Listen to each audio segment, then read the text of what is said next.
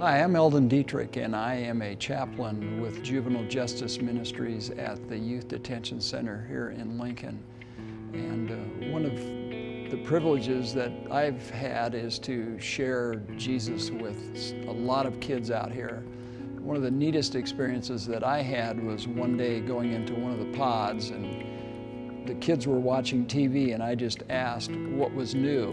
And one of the kids said, "I got saved." I said, "Really? Well, let's go talk about it." So we went over to the side, and he said he had found a copy of An Anchor for the Soul, and he had read through that and had come to faith in Jesus as his Savior. He transferred to a different pod later on while he was here, and he told all the kids that they had to read that book.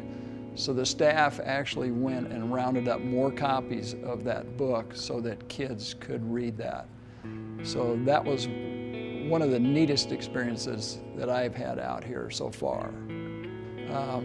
We had one young man that the staff had asked me to talk to, and I think at that point or somewhere after that conversation that this young man came to faith in Jesus Christ as his Lord and Savior.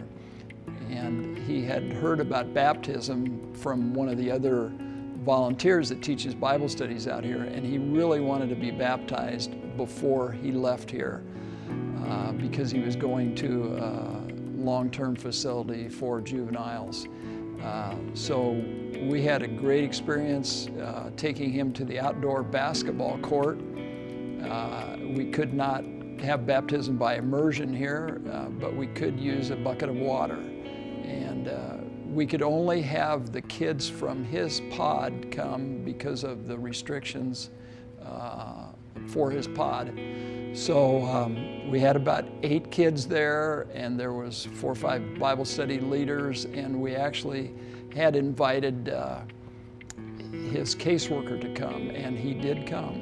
And so we baptized him outdoors, we prayed for him, and it was just a tremendous time celebrating the Lord's goodness in this young man's life. Another neat experience that I had when I was really new out here was there was a kid that wanted to have a visit from the chaplain, and when I went to see him, he wanted to know how he could get right with God. And what a perfect question that was for him to ask, for me to be able to go through the gospel with him. The exciting thing is to look forward someday to seeing that young man again.